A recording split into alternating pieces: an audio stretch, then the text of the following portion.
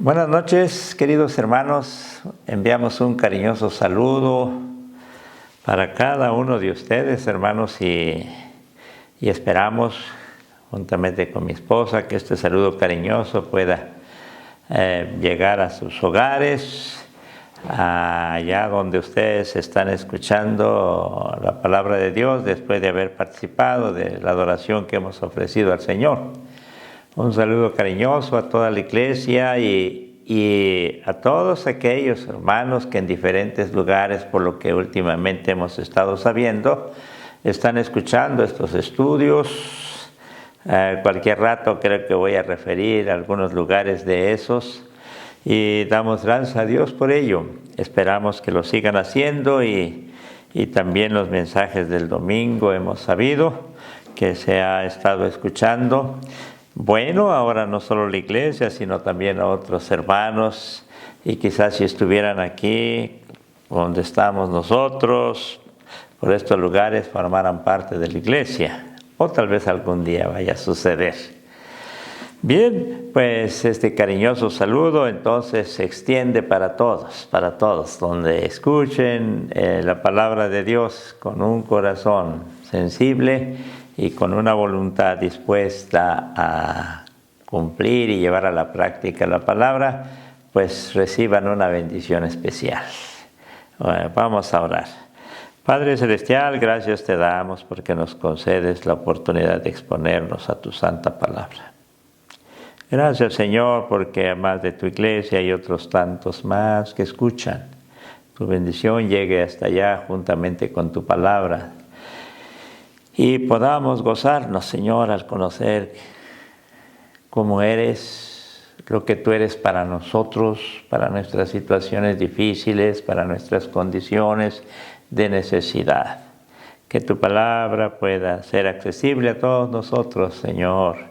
Que tu Santo Espíritu nos ayude para que podamos comprenderla y gozarnos al guardarla en nuestro corazón. Bendito seas, Señor, en el nombre de Cristo Jesús. Amén.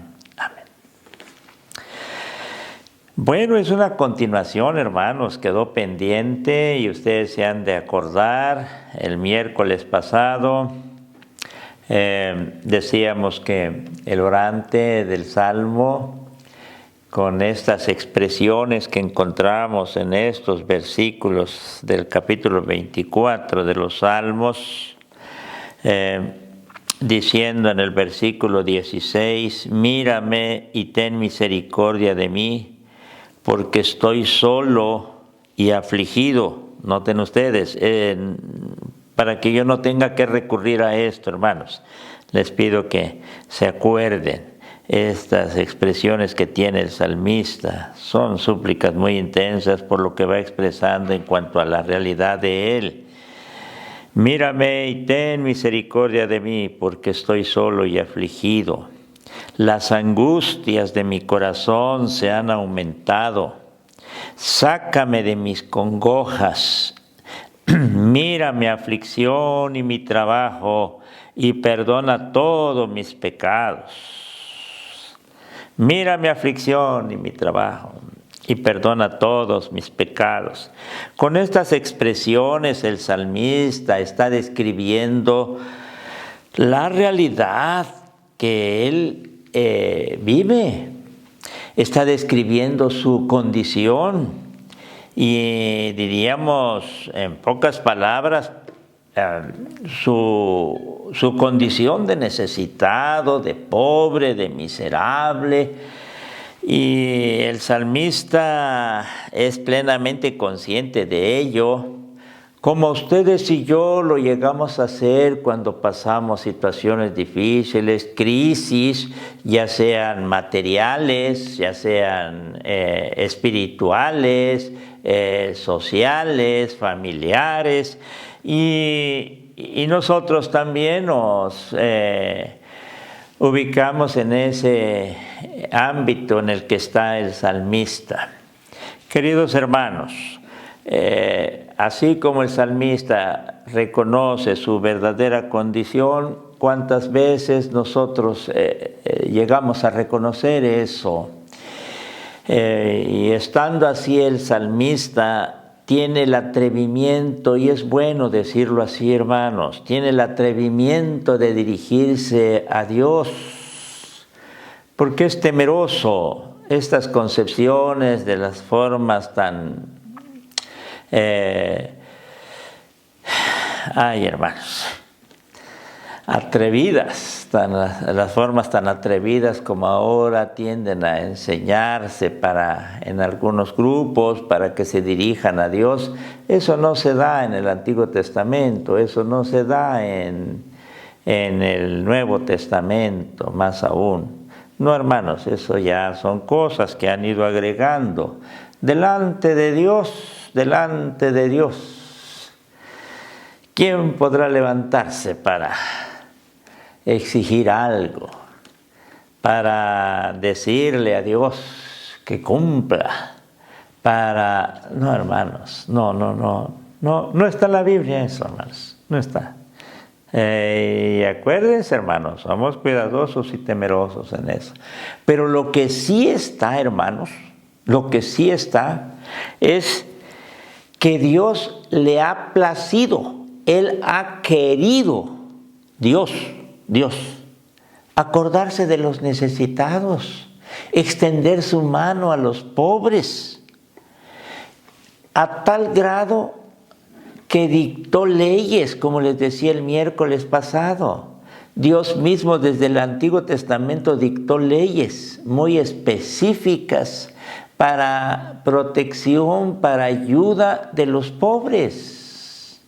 Ya fueran estos pobres en el aspecto material o ya lo fueran en el aspecto social.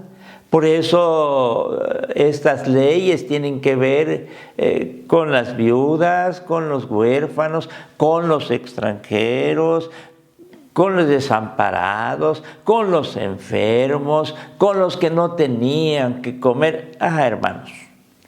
Y Dios tuvo el cuidado de dictar leyes para favorecerlos a ellos. Y este hecho, ya se los decía, se conoce como privilegio jurídico de los pobres. Para el israelita, para el salmista, tiene muy claro que Dios ha querido, porque Dios ha querido, no porque el hombre le ha dicho, no, porque Dios le ha placido, decimos, dictar leyes para favorecer a los necesitados. Y entonces lo que hace el salmista aquí y en otros tantos salmos es echar mano de ese privilegio jurídico de los pobres, o ese privilegio que para Dios tienen los pobres. Y entonces, reconociendo ese privilegio, el salmista se atreve a pedirle a Dios que le ayude, que extienda sus manos, que se acuerde de él. Y como decíamos el miércoles pasado, en estos versículos, 3 veces, que lo mire, que abra sus ojos y se dé cuenta de su condición, de su realidad. Ya en el Nuevo Testamento habrá otras implicaciones más hermosas, pero bueno, detengámonos ahorita, ya después vamos para esas aplicaciones, o al referirlo del Nuevo Testamento ya ustedes lo podrán aplicar o comprender mejor. Pero por ahora decimos que el salmista, reconociéndose en su verdadera condición, sabe que Dios se inclina por los pobres. Y entonces él se atreve a rogar su intervención, su ayuda, su misericordia, su compasión. Bien. Conscientes de ello, entonces hemos de referir ahora algo que tiene que ver con el Nuevo Testamento. Alguien podría decir, bueno, eso fue en el Antiguo Testamento, pero eso quedó ya... No, en el Nuevo Testamento La manifestación de Dios es más esplendorosa, hermanos, no tiene límites. Ya ese privilegio jurídico de los pobres cobra una magnitud impresionante en el Nuevo Testamento. Espero que con lo que digamos vayamos adentrándonos a esta comprensión. Y eso lo podemos ver cuando Dios estuvo aquí en la tierra, en la persona de su Hijo. Cuando estamos celebrando Navidad y acudimos al Evangelio según San Lucas, en esos dos preciosos capítulos que nos narran la infancia del Señor Jesús o del niño Jesús, claro que vamos a encontrarnos con conceptos muy interesantes. Que el mismísimo Hijo de Dios se hizo pobre. Ya después, ustedes saben, más adelante, ya en las cartas se va a decir, para que con su pobreza fuésemos nosotros enriquecidos. Pero Él se hizo pobre, se hizo frágil, débil.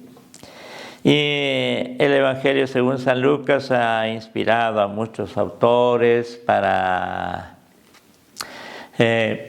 escribir libros preciosos acerca de esta realidad de la pobreza con la que el Señor Jesús nace y vive también.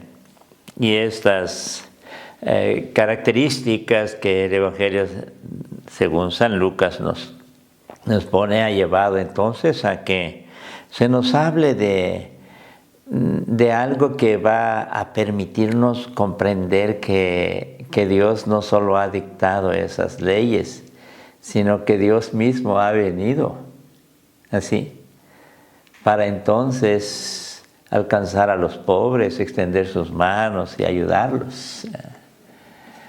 Cuando se escribe de voz del Evangelio a los pobres, con Escudero Freire, o cuando Javier Picás escribe su libro también, que tiene que ver con hermanos de Jesús y servidores de los más pequeños, como titula su libro, tiene que ver con esa forma de ser de Dios para ayudar a los necesitados. Bien. Y ahora que estamos en estos advientos y a punto de celebrar Navidad, una de las cosas que siempre debemos recordar es que ese niño Jesús que nació en Belén de Judea, nació en unas condiciones muy especiales, no tuvo un lugar exactamente donde pudiese ser atendida María como debiera ser. Y nace en un pesebre, pero pesebre ya tiene sus connotaciones de lo que estamos hablando. Pero también ya desde pequeño empieza a sufrir porque es trasladado a Egipto, porque quieren matarlo. Imagínense un pequeño viajando hasta allá, viviendo en otro lugar. Bueno, y después regresa. Hermanos, en otras palabras, cuando celebramos Navidad, celebramos el abajamiento de Dios a nosotros, porque viene para ayudar a los pobres y para eso Él tiene que hacerse pobre. Esa es la realidad. Por eso lo que se expresa aquí en el Salterio, ya en el Nuevo Testamento o en el Señor Jesús, cobra una magnitud esplendorosa. Ya no solo son leyes que se dictan para favorecer a los pobres, sino es Dios mismo que viene hasta nosotros para ayudar a los pobres.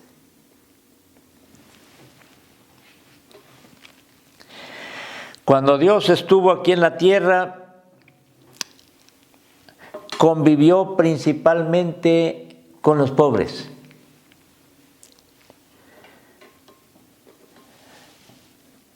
Estuvo con ellos Y de acuerdo a esos autores que les he mencionado, Escudero Freire y Javier Picaz y todo, vamos a entender de esta manera.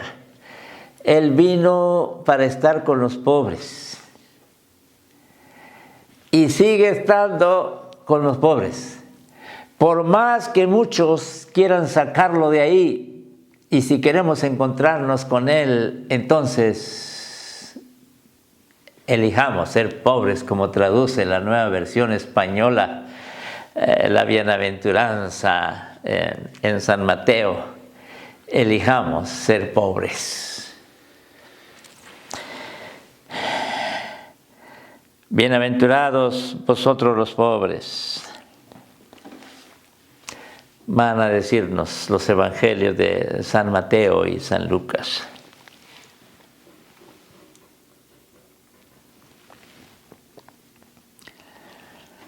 Y bienaventurados porque Dios viene a buscar a los pobres. Y por eso, tanto en el Evangelio según San Mateo, capítulo 5, como en el de San Lucas, capítulo 6, la bienaventuranza va a iniciar con los pobres. Sí.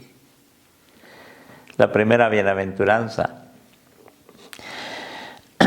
Bienaventurados vosotros los pobres, porque vuestro es el reino de los cielos, nos dirá San Lucas, capítulo 6, versículo 20.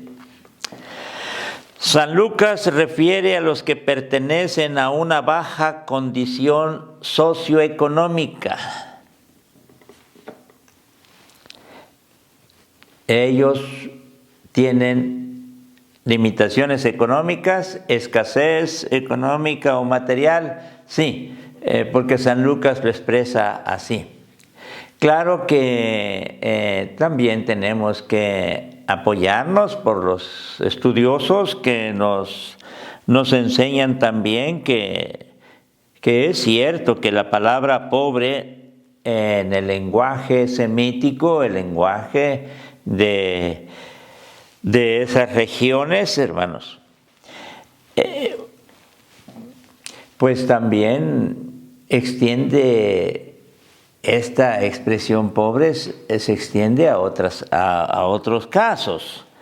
Y voy a leérselos. Es cierto que la palabra pobre no designa en el lenguaje semita únicamente a aquellos que carecen de dinero, sino en un sentido más amplio, a los oprimidos, miserables, sojuzgados y humillados. Y esto es debido principalmente a una cuestión social, que tengan estas experiencias difíciles o características. Así es que, aunque San Lucas se reduce a la expresión pobres, y claro que primeramente va a referir a aquellos que por sus limitaciones económicas sufren tanto. Y eso hace que sean desplazados socialmente, mal vistos, y ya ustedes saben, el hecho de no tener esas posibilidades económicas también les llevaba a ellos a no poder prepararse, pues eran personas muy necesitadas, y no eran personas que tuvieran una dignidad social que se requería. Varios de ellos no podían ser ni siquiera testigos. Los pastores, y acuérdense que los pastores llegaron a ver a Jesús de Nazaret.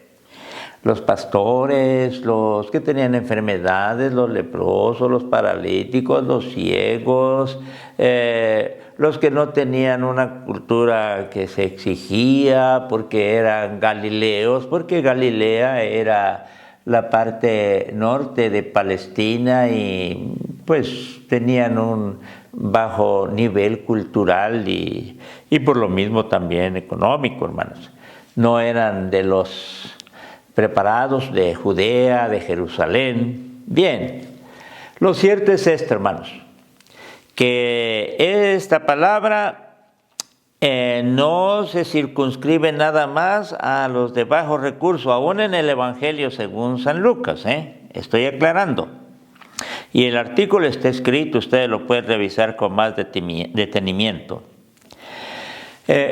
Ahora, en San Mateo, pues la misma forma como está escrito el texto bíblico nos permite aún todavía no solo confirmar, sino ampliarnos a este concepto que ya hemos referido. Porque San Mateo agrega bienaventurados los pobres en espíritu. Y eso hace que entonces esta expresión tenga que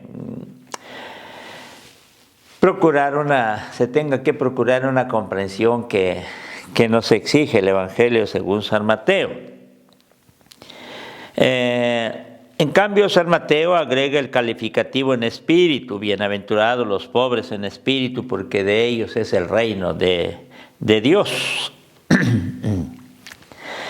Esto hace que el significado de pobre en el Evangelio según San Mateo pueda ser el siguiente: pobre, pero no solo en sentido económico, sino respecto al ánimo.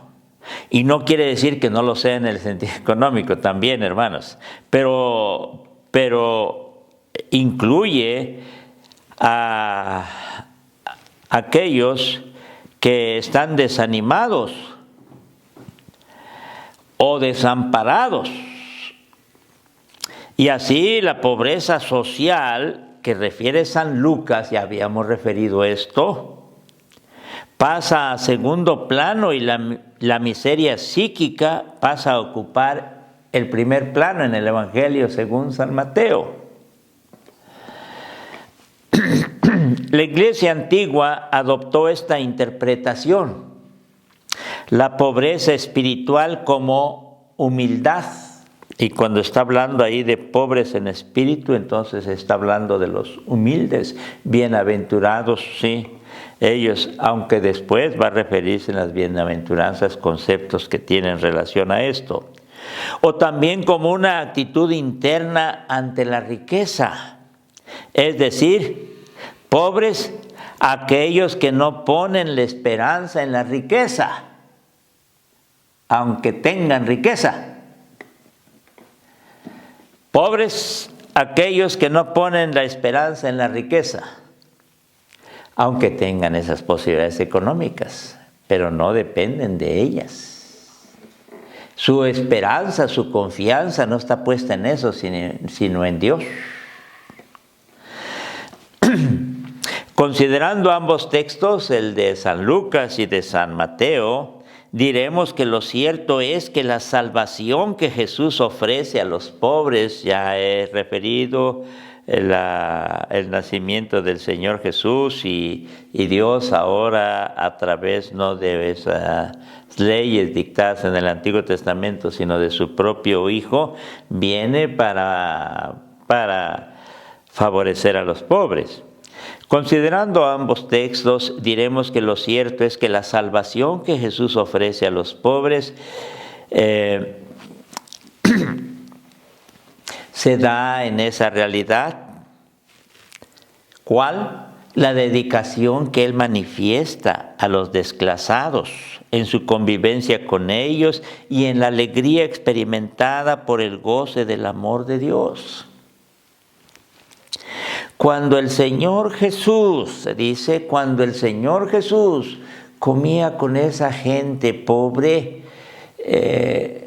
lo hacía porque Él con esa actitud estaba abriendo sus brazos para tener comunión, que en las comidas judías era muy especial este concepto, al estar comiendo juntos había una comunión, pero Él ya trae una comunión de vida.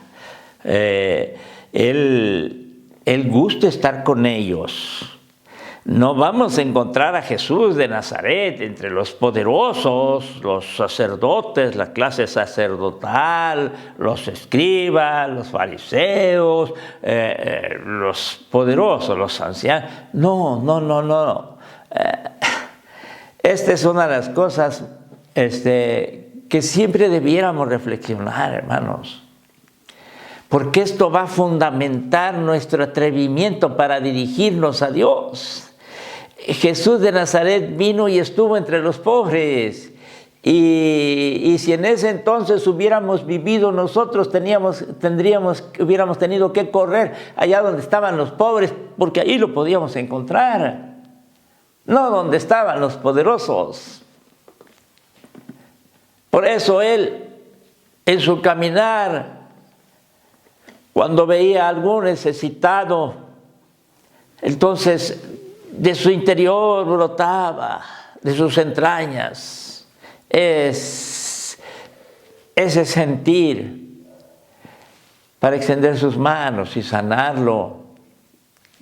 Y ahí el poder de Dios en Cristo Jesús, o en Jesús de Nazaret específicamente, porque es en su vida terrena, en Jesús de Nazaret es lo que Dios está expresando, un poder que está al servicio de su misericordia, misericordia entendida como amor a los necesitados, un poder que está al servicio del pobre, del que clama y grita: Hijo de David, ten misericordia de mí. Y allí estaban los clamores, y allí estaban los necesitados, buscando al que vino a buscar a los pobres. Y el encuentro dichoso de Dios con los pobres va a expresarse de una manera más esplendorosa ya en el capítulo 8 del Evangelio según San Juan, como ya alguna ocasión lo he expresado tomando las palabras de San Agustín. Relictus sum Deo es misere et misericordia. Solo dos han quedado, el misericordioso y la miserable, o la miserable y el misericordioso más bien. Solo dos han quedado. Y los demás se han ido. Solo dos han quedado. La mujer pecadora, ustedes saben bien. Y si no han escuchado, no han leído, hermanos, otros hermanos, bueno, este capítulo refiere el caso de la mujer pecadora. Aquellos que la acusaban, que querían apedrearla, que querían frente al que viene del cielo, entonces tienen que salirse de ese espacio donde está Dios. Y ahí solo quedan dos, la miserable y el misericordioso. Y después de todo esto, el Evangelio hemos de definirlo como el encuentro de los miserables con el misericordioso. Esto es lo que nos enseña la Escritura. Entendámoslo como los pobres de acuerdo a San Lucas, o los pobres en espíritu de acuerdo a San Mateo. Lo cierto es que son dichosos ellos,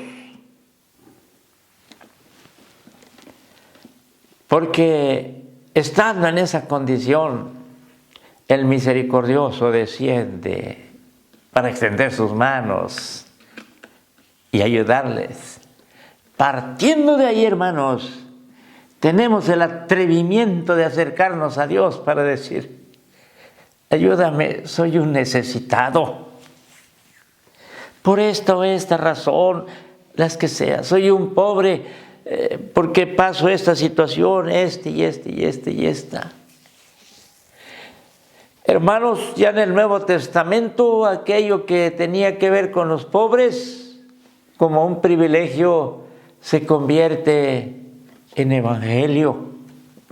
Esta es la gran noticia.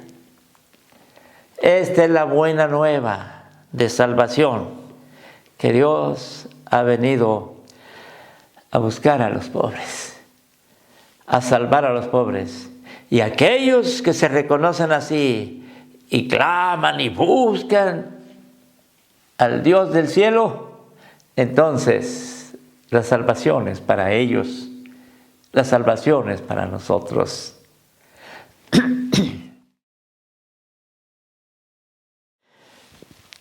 Cuánto deseara, pues tal vez seguir hablando de esto, pero espero que con lo que hemos expresado ya haya quedado claro.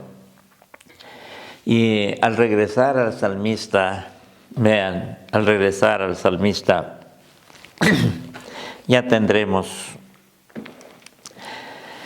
pues una comprensión más amplia. Y juntamente con él ya atrevernos a acercarnos a Dios y decirle: mírame y ten misericordia de mí, porque estoy solo y afligido. Las angustias de mi corazón se han aumentado. Sácame de mis congojas. Mira mi aflicción y mi trabajo y perdona todos mis pecados.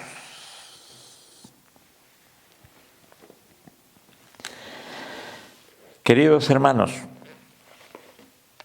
hoy, más que ayer, refiriendo al Antiguo Testamento, hoy tenemos la dicha de acercarnos a Dios y atrevernos